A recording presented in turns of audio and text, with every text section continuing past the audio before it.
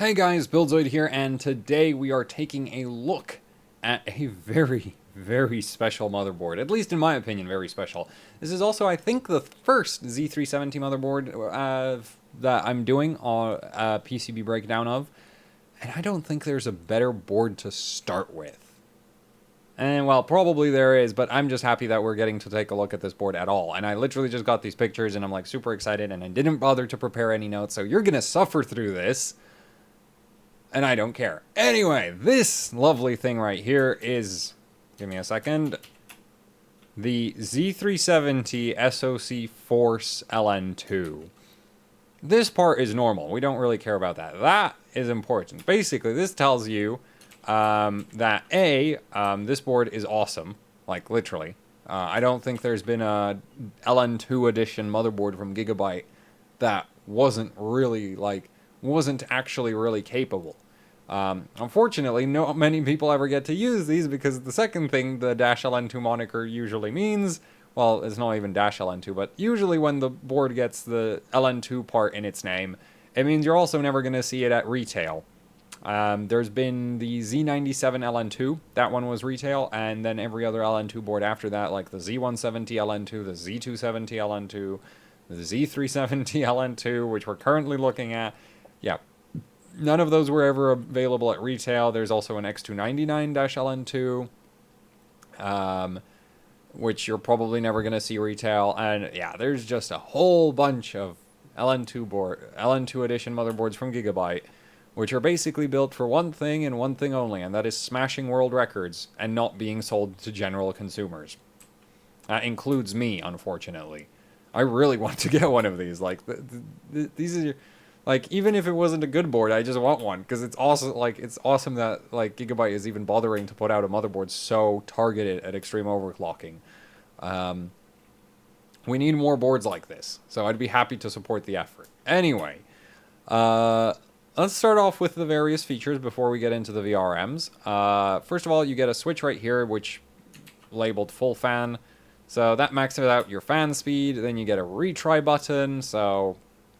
that basically is really handy when you're testing, well, when you're trying to make really hard memory settings work. So basically by hard, I mean anything in excess of 4,000 megahertz CL12.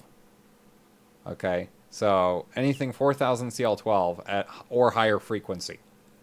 This button, super handy. I mean, it's handy even at the worst settings, but generally at worst settings, you don't desperately need it. You can probably do something to make the settings work, regardless of this button. When you start pushing in excess of 4,000 megahertz CL12, this button is pretty much a necessity. And the reason why it's a necessity is it basically gets the board to retry all of your settings, just from scratch. It ignores any failed posts or anything like that. You basically just tell the board, okay, try these settings again, and again, and again, until they eventually boot. And if you've seen some of my live streams with the Apex, the Maximus 9 Apex, you could probably see me using the retry button, because like sometimes you just have memory settings so aggressive that the board takes 3, 4, 5, 6, 10, 8, 9, 10 attempts before, you know, it actually manages to post them.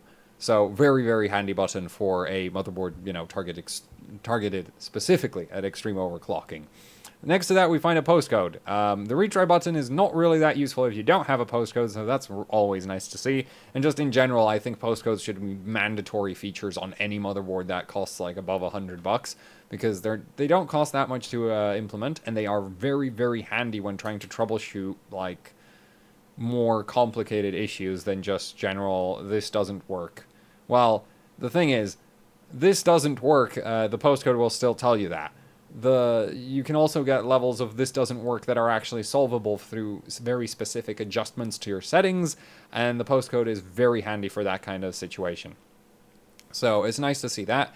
Next to that, we get the good old power button, a increase CPU ratio, decrease CPU ratio, reset switch, which we all know, CMOS switch, which I imagine this is just clear. So yeah, so that'll be your CMOS clear, which always handy to be able to wipe the BIOS without pulling a battery or pulling a jumper. I hate jumpers, so that's nice to see. Under that, we find all the voltage read points. And I mean all the voltage read points. Like, literally, all of them. Look, you have vCore, you have VDDR, you have System Agent, I/O, AXGA, which I think is iGPU voltage, Vcc VTT, which I don't actually know what that is, because that's very different from DDR VTT, and I've never seen that voltage before. But that might just be a terminology thing between like Asus and Gigabyte, or it might be new to Coffee Lake, or I'm just dumb and never bothered to look in the BIOS that far. But you can measure it, so that's nice to have. Then you have VCC ST, which similar to VCC VTT, I've never seen before, so I don't know what that actually is. Then there's VCC PLL. That's a PLL voltage for the CPU. We had that on Z270. I've seen that one. VPLL OC.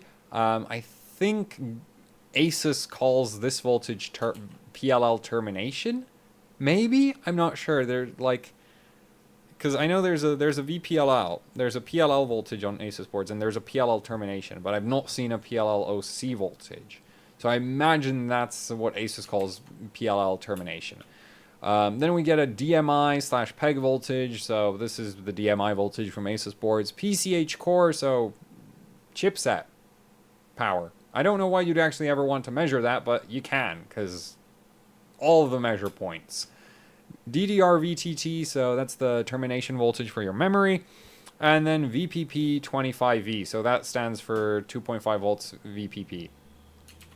And I can't apparently write 2.5 right now. 2.5, there. So that's 2.5 volts VPP. And that's a DDR4 supporting voltage. And so you get all the voltage read points, which is nice. And moving on, you find a CB level switch, which I imagine works similar to the RSVD switches that Asus has on their boards.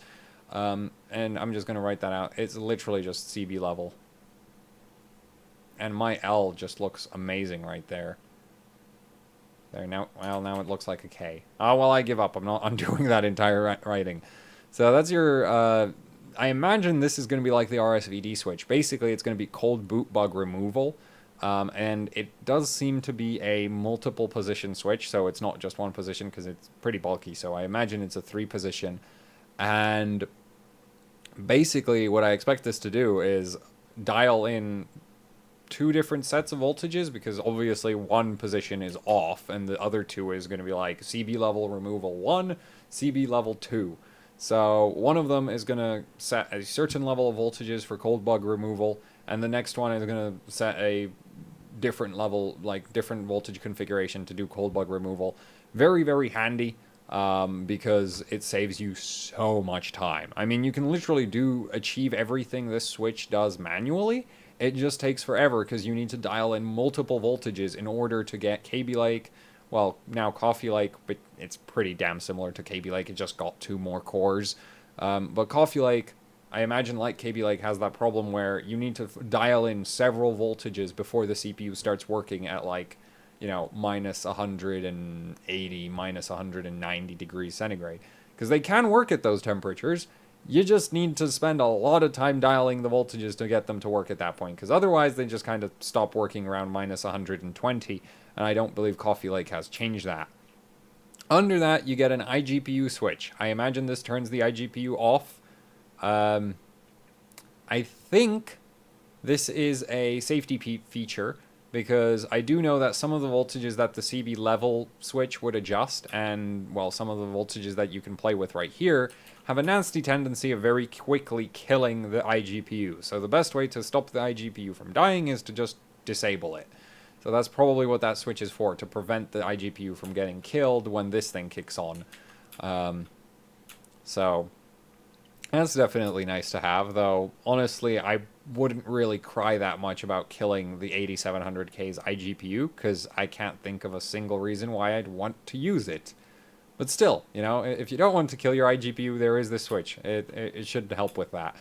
Finally, we get to this end of the board where you find dual BIOS and some debug LEDs and some BIOS indication LEDs. as well as 2 more switches, and one of these is going to be BIOS mode, so you can go between single BIOS and dual BIOS, and dual.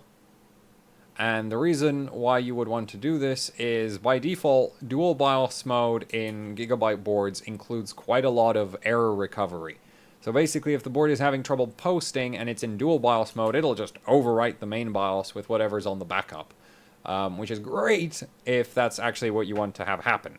If you're trying to push some very aggressive memory settings, which are being a massive pain, then you really don't want the board in dual BIOS mode, because dual BIOS might overwrite your settings just because it feels like it, even when you don't want it to do that. So you'd put the board in single BIOS mode, and, you know, basically the board acts like any other board at that point, because the second BIOS chip doesn't have the ability to overwrite anymore.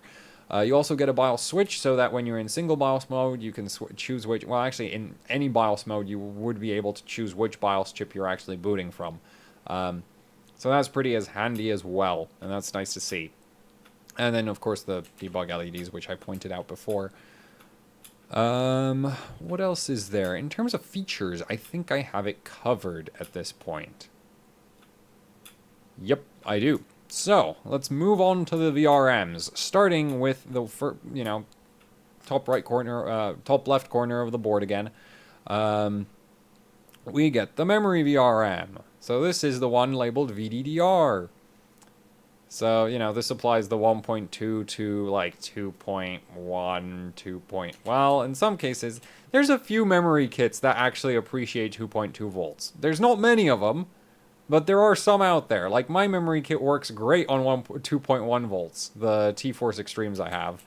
Though most BDI actually peaks around 1.95 or 2 point something volts, so it really depends on the memory kit. Either way, this VRM supplies that voltage. It doesn't actually need to do a lot of work, but this is Gigabyte, and Gigabyte discovered a long time ago that if you buy International Rectifier IR3555s in bulk, they get very cheap. So cheap, in fact, that you shove them into a memory VRM.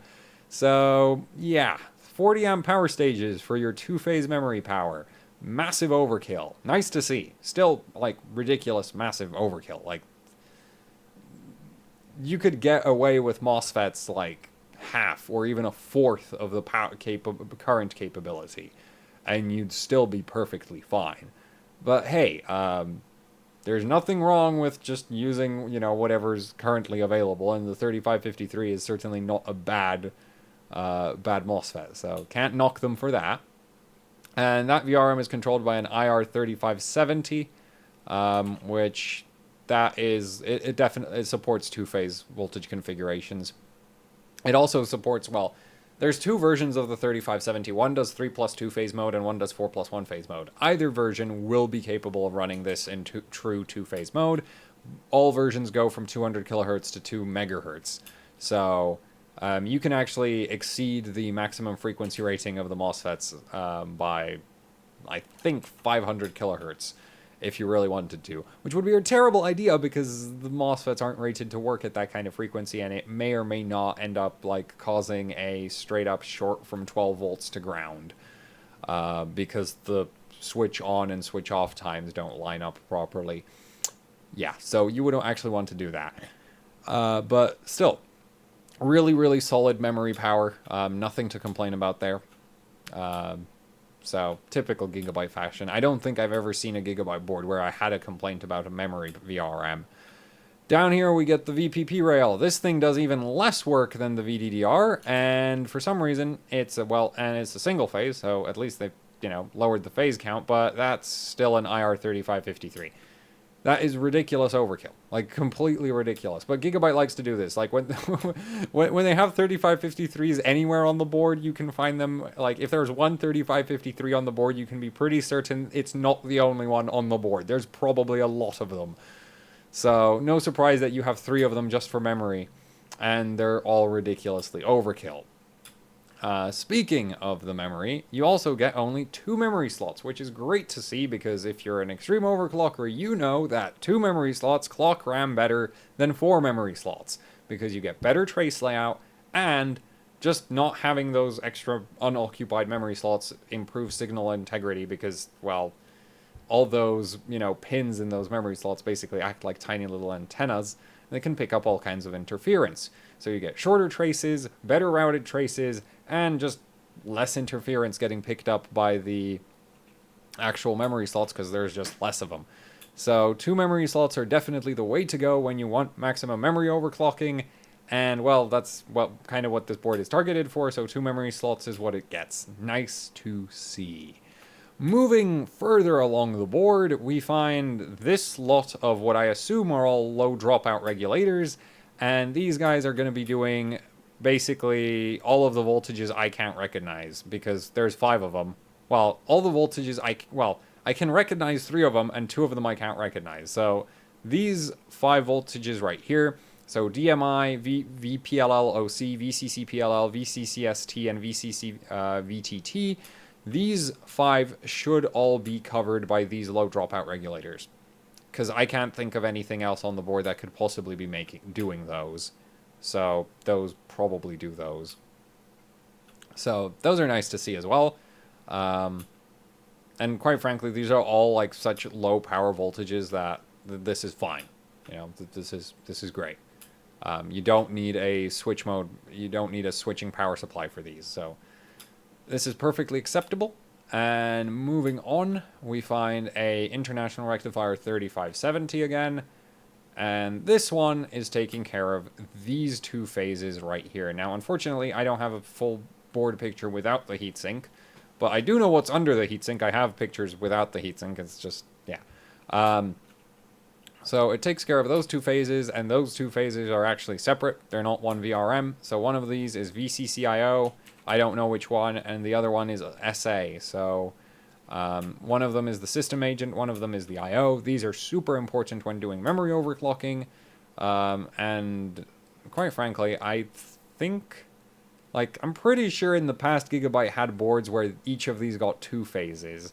I'm also kind of sure that those boards didn't actually clock memory any better than boards with single phase SA and IO. So, you know, it's not like it's a huge issue, but you know, after putting a 3553 into the VPP, you kind of might have maybe put, like, more phases here. Either way, it's not a problem. It's just, like, pointing out kind of the inconsistency in the level of overkill. You know, 3575, perfectly capable of powering these.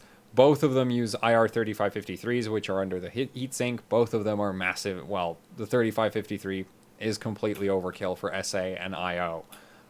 So no complaints here again. Well, other than the fact that I'd kind of prefer to see more phases on there. Just for, like, basically overkill factor. Because I'm 99% sure it wouldn't actually make a difference to overclocking. It would just be kind of nice to have more phases. SA and IO. Good to go. And now let's move on to this big block, which is the Corps Vrm. Yay! This is important, and it's a true 8-phase, which I really like Gigabyte for this, because they have when they do a dash LN2 board, you can be pretty much certain that it's gonna get a 1, 2, 3, 4, 5, 6, 7, 8-phase Corps Vrm. Which is also why you have 2 International Rectifier 35201s here, because this one, the 35201, is an 8-phase voltage controller. And this one's running in 8+0 phase mode. And if you remember, we still have a few more voltages, well, like this one. This one still isn't covered. We covered this one, we covered that one, we covered that one, that one, that one. DDR VTT, I actually don't know what is generating that. So I can't tell you where that one is, unfortunately. But PCH, well, PCH is something in this area. Probably that. But actually, yeah, it's probably that. So, you know, nobody cares about PCH. And we've covered all of these, so the only one that's left is that one. And unfortunately, the IR35201 can't do that. Well, this IR35201 can't do that because it's running in 8+0 phase mode to give you a true 8-phase Corps Vrm. Again, using 3553s under the heatsink. So you get, you know, 40 amp power stages times 8. Do keep in mind that you can't actually run them at 40 amps output because they'll produce like 6 watts of heat or something. Actually, not even 6. They'll be like, I think it approaches 8. Something between 6 and 8. Well, actually, you know what? It would be better if I just pulled up the data sheet, wouldn't it? Oops. Benching. Nope, that's the wrong folder. Data sheets, that's the one. That's 3553. Let's just scroll down, down, down, down, down, down, down, down. There we go. 40 amps out. Oh, damn, that's 9. Whoa, my memory was way off. So this is normalized current, like... So, the thing is, this is normalized heat output for current level. So, basically, you take this, and then you also have to scale it against a few of the other curves you have here, like input voltage. If your input voltage is 12 volts, your normalized power stays at 1, right? Because 12 volts, 1, there. So if we, wait, zoom in, there. So we go to 40 amps, 9 watts. We're doing 12 volts input, so that's going to be 1, normalized power of 1. So that's still 9 watts. But if we're doing 1.9 volts output voltage, then you'll notice that it actually increases our heat output by over 1.3. So at like 1.8 volts output, we're actually doing 9 watts times that 1.3 figure. And then there's also for switching frequency. So if we're at 300 kilohertz, it would be 9 times 1.8 volts, 300 kilohertz. You'd go 1.8. No, you'd go 1.3 times 9 because we're doing 40 amps at 300 kilohertz, 1.8 volts. And I know I'm repeating myself here a lot. It's just kind of a bit of a mess. But if you increase the switching frequency like to 900 kilohertz, then you'd actually end up increasing your power loss by another, over 15% because it's 1.15. So, yeah, and if we scroll down here, you would also notice that we have a VCC voltage, which is the voltage that the actual power stage runs on. And if that's at 5 volts, then you're getting actually slightly less efficiency than perfect, like the normalized. And if you're on 7 volts, power stage power, then you actually get better efficiency. So you get 1 normalized power draw. So, yeah. Oh, and then there's also against the output inductor, which, yeah. But this, you can see, has even less impact. Yeah, basically, you can figure out roughly how much heat output a power stage puts out using, a combination of these curves to figure out what kind of, you take the current you want to push through it at the voltage level you want, at the switching frequency you want, then you consider what voltage you're driving it with, which, 7 volts is optimal, 5 is suboptimal. And then you also consider the output inductor, and you can calculate how much heat your power stage makes. And, 3553s aren't exactly super efficient, because at 40 amps they do put out 9 watts of heat, which is why they're rated for 40 amps output and not more. Because if you think about it, 9 times 8 is like 72 watts of heat output. Yeah, this heatsink is not doing that. It's really not doing that. Luckily, you're probably never going to need to push 320 amps through the Corps Vrm, especially not at 1.8 volts, because that would amount to almost like 700 watts of power, and I can assure you that Coffee Lake, even on liquid nitrogen, does not use that much juice. It might use 300 to 400, but even that, honestly, 400 I'd say is high. 300 would be realistic. So... yeah, and at those levels, you'd have that high voltage because, you do run high voltage on liquid nitrogen, but your current level wouldn't be as ridiculous. So, going through the curves, less current at higher voltage is better than more current at lower voltage in terms of power efficiency. So, yeah. Which is actually why why Intel puts the fully integrated voltage regulator on X299. But anyway, back to this board. Corps Vrm, very happy with it. The IR35201 is a great voltage controller. The 3553, I mean, it's a 40 amp power stage. It's never going to be maxed out, as I just pointed out, but it's not the most powerful. Like, this is certainly not going to be the most powerful VRM on Z370 ever built. but it's certainly not a disappointing VRM. And for liquid nitrogen overclocking, will be plenty capable. You know, there's like, yeah, you could build a 16 phase, you could build a 32. Gigabyte actually did build a 32 a few times, but there's just no bloody point. You know, it's literally just wasting space on the motherboard at that point. Which leaves us to the last VRM on here, and this one is, you know, I suspect that's that voltage, which was VAXGA, so that should be iGPU power. It's a 4-phase. These may look like doublers, and I'm actually not 100% certain what exactly they are. I suspect these are IR3598s, in which case they are dual drivers slash doublers. So basically, these can work in two ways. You can either have, one PWM signal, right? So PWM, why am I bothering? You can have one PWM signal going into a 3598 and then two drive outputs, right? So then you'd have MOSFETs on the end of that.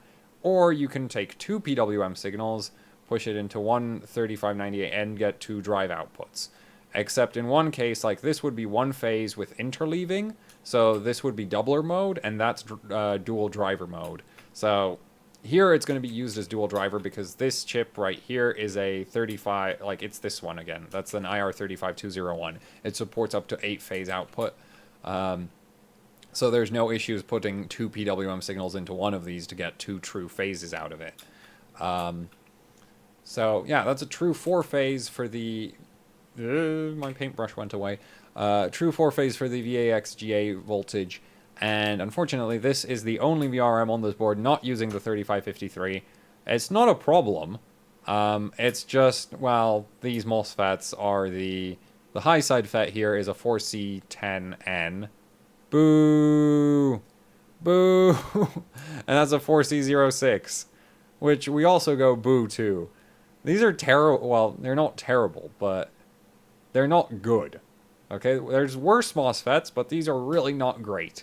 Well, the good thing is 4 phases for VAXGA, even with these, is massive overkill.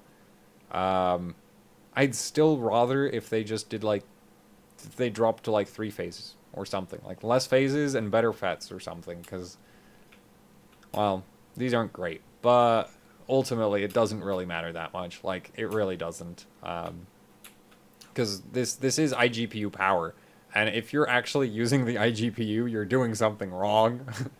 And even then, like, the iGPU doesn't pull enough power that it should ever be able to overload this 4-phase, even with the fact that it has no heatsink. Though do note, there are actual mounting holes for a heatsink. I don't know why it's not included. So, yeah, I guess they figured out that this VRM never actually does anything, so they didn't bother with putting heatsinks on the prototype design. So yeah, that does cover everything about this board, and, well, what a board, right? Like, you get true 8-phase V-core, ridiculously overkill memory power, just absolutely ridiculous overkill there. All the voltage read points, which I really appreciate. That's awesome in my opinion. You get buttons, you get switches, loads of switches, you get postcodes, you get, like, you need everything you need for extreme overclocking. It's here. It's just too bad that I don't think Gigabyte will be selling this board, because, as I said earlier, when the board gets like an LN2 in its name, it usually means that it's going to be Intel, Gigabyte Labs only.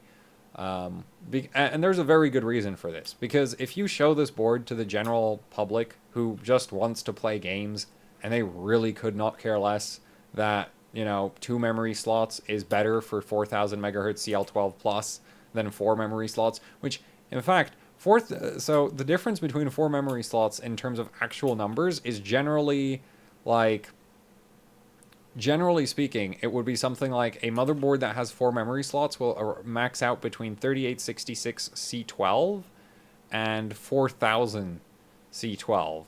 And the boards that can actually do 4000 C12 with 4 memory slots are extremely rare.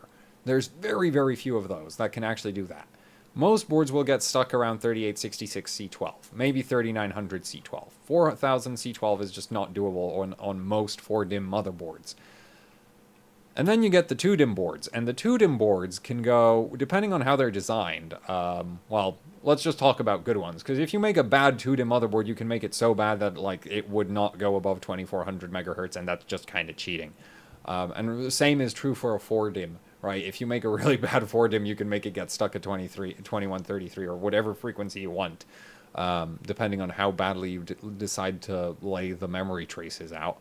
But talking about good 2-DIMM boards, a good 2-DIMM motherboard should be able to do CL12 at anything from 4000 megahertz to, say, 4200 megahertz, and in some cases in excess of that. It's just CPUs that can actually push C12 at memory frequencies of 4200 plus are very, very, very rare. In fact, CPUs that can do high frequency memory frequency at all, regardless of CAS latency, like if you start pushing over 4500,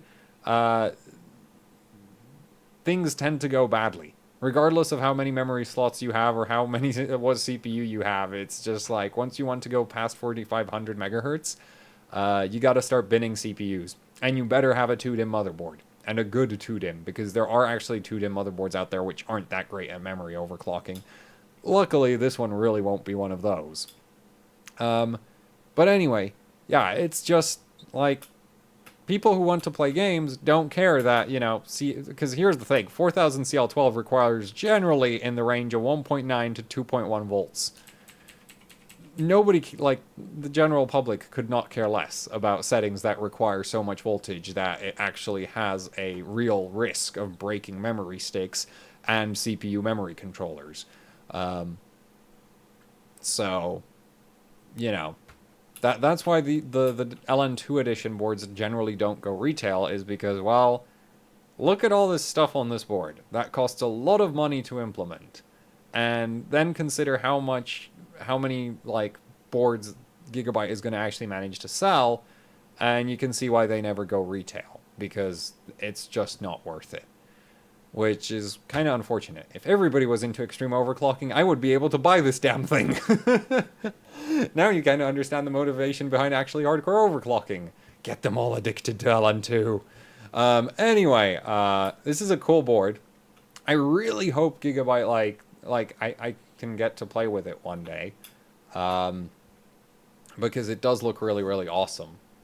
And, luckily, you know, Gigabyte isn't the only company to make extreme overclocking motherboards, and at least when Asus or ASRock do it, they actually sell them to you in the form of a OC Formula or a Apex. So, yeah. But I thought, you know, it'd be cool to just take a look at this board, because you might never be able to sell, you might never be able to buy it, but I think it's worth it to see what kind of crazy stuff Gigabyte can come up with when they want to, because it's awesome to see boards like this. Like, they're just great. This is amazing. It's too unfortunate, like, there are some LN2 edition boards from Gigabyte where they have one where there's literally no screw holes, because screw holes are bad for memory trace length. You know, because you see how, you can sort of see how this trace has to go around. Oops, I pressed a button that nope, that's not the right button. That button, yes. You can see how these traces need to move around that screw hole right there. Yeah, there's a few boards where Gigabyte decided that doing that is too much of a pain, and so they just removed screw holes. There's also a few LN2 edition boards where they used AM3 Plus mounting holes instead of the Intel ones, because, again, the memory traces are more important than any kind of usability of the motherboard. So this one's actually pretty, like, this one's pretty tame by the LN2 series board standards. I mean, you do get the whole EATX thing and ridiculousness, but you still have your standard Intel mounting system, so that's already like that's almost retail ready in my opinion. Also, you have a whole bunch of M.2 on here, which I don't know why they bothered to include it, especially this one, because like I can get if these are just copy pasted off of some other board they designed, but this one they had to actually add because I don't think they have an EATX board with enough space to put an M.2 right there. So I don't know. It looks like they might maybe just maybe push this one to retail, which would be amazing, because like we'd have another Apex competitor. And that'd be awesome. So, I think I've stretched this video out long enough. Thank you for watching. Like, share, subscribe, leave a comment down below. Or any questions. What else is there? Right, I have a Patreon, a PayPal, and there's also AHOC shirts. You can support me by any one of those methods. You can find a link to all of them down in the description below. Also, you know what I'd appreciate? If you spammed Gigabyte about, like, actually pushing this board. Like, making it retail. Because it's awesome. Like, seriously, we need this board. I need to be able to buy this damn thing. Anyway, that's it. And goodbye. I need to find the stop button. Where'd my mouse go? There it went.